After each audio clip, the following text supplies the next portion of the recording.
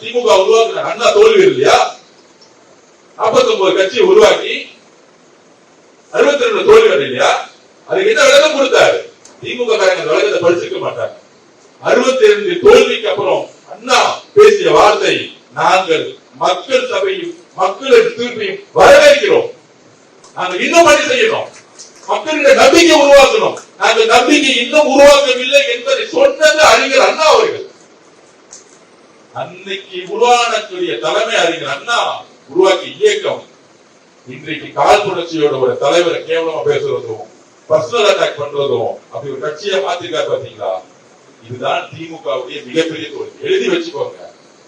தமிழக வெற்றி கழகம் எதிர்கொள்ளக்கூடிய எல்லா தேர்தல்களிலும் 60% ஜெயிக்கும். 60% ஒட்டுமொத்த அதிமுக நிர்வாகிகள் இருக்காங்க.